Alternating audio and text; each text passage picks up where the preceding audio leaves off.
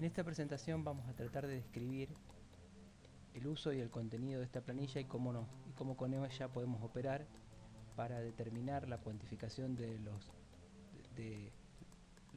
rubros indemnizatorios por incapacidad. Si se fijan, van a ver que en este mismo archivo aparecen dentro del Excel dos hojas. Las solapas que aparecen abajo, correspondientes a la planilla que calcula la indemnización según la fórmula Buoto, y a la planilla que estamos viendo ahora que calcula la indemnización según la fórmula Méndez. Recordemos que la fórmula Méndez es la fórmula más refinada, que presupone o da por sentado que los ingresos son crecientes hasta los 60 años, mientras que en la fórmula Buoto, que es la original, se parte de un presupuesto simplificado donde los ingresos del damnificado son constantes hasta la edad en que deja de percibirlos. El resultado más o menos obvio de esto es que las indemnizaciones calculadas según la fórmula de la jurisprudencia centrada en Méndez son más altas que las indemnizaciones calculadas según la fórmula Buoto-Marshall, que es la original.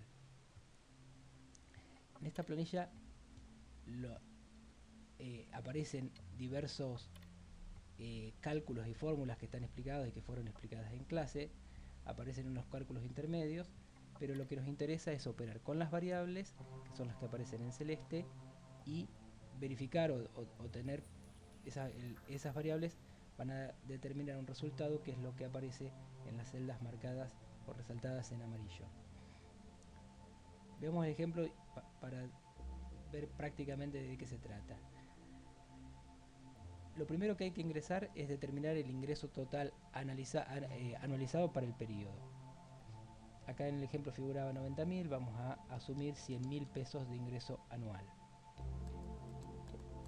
En la fila 6, correspondiente al rubro 2, hay que fijar el porcentaje por incapacidad, que en el ejemplo era del 40%, asumamos que es el 30%, hay que poner el número correcto, el sistema agrega los decimales, si no se especifica lo contrario, se quedarán los números ingresados como enteros. Un detalle que tenemos que incorporar también es la tasa de interés para el periodo, dice decimalizada. Esto significa equivale a una tasa del 6%, por lo cual figura ese valor de 0,06. Ese es el valor original o canónico que siempre se usa en el contexto de la fórmula Buoto, aunque se puede calcular con Buoto con otro tipo de interés. Pero aparece ese 0,06, que si yo quisiera poner 4% debería ingresar 0,04.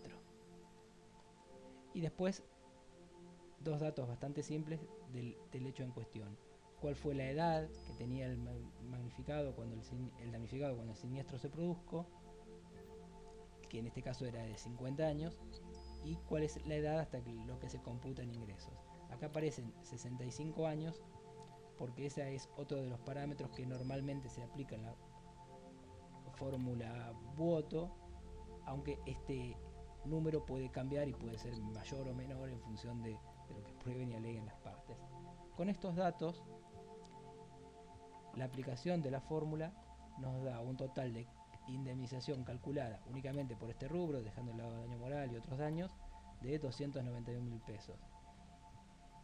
Operando estas variables, yo por ejemplo voy a cambiar asumiendo que la edad de la persona damnificada era menor, era de 40 años, ingreso del 40, y estamos viendo cómo la indemnización al tener que cubrir un periodo de privación de ingresos mucho mayor, porque el siniestro se produjo antes, la indemnización, este capital, aumenta.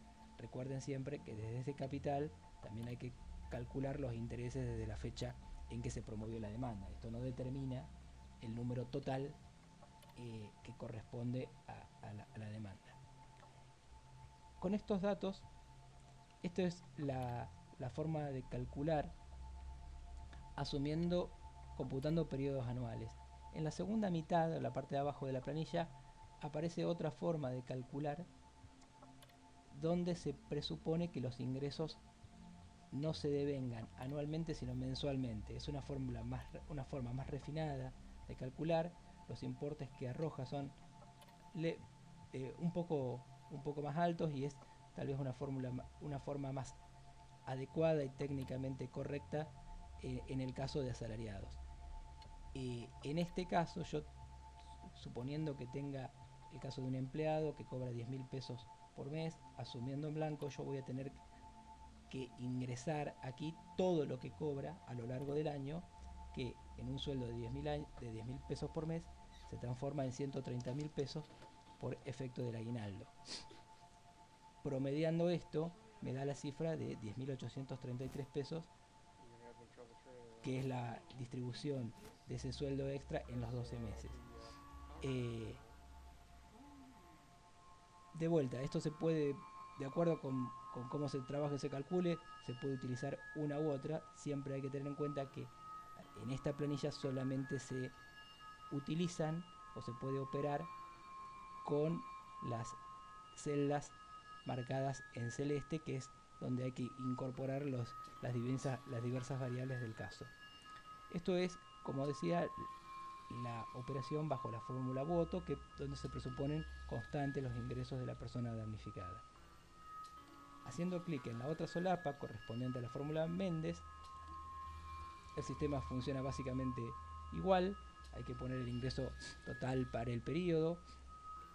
Asumamos, por ejemplo, una persona de vuelta que gane, por ejemplo, 180.000 pesos por año.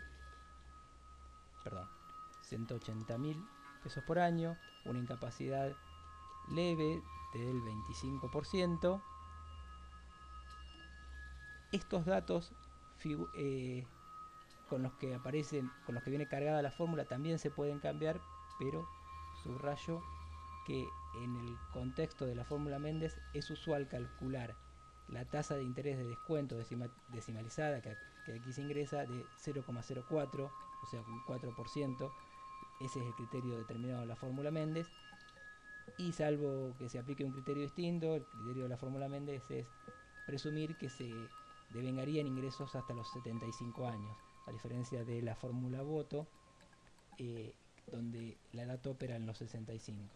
De vuelta, el sistema permite cambiarlo, y yo podría poner una edad distinta, y en función de eso la indemnización se va a reducir o va a aumentar. Lo mismo acá, puedo poner edad al momento del hecho, en lugar de 40, 50 años, y automáticamente el sistema va a calcular el capital debido de indemnización por el rubro. Una persona que gana 180.000 pesos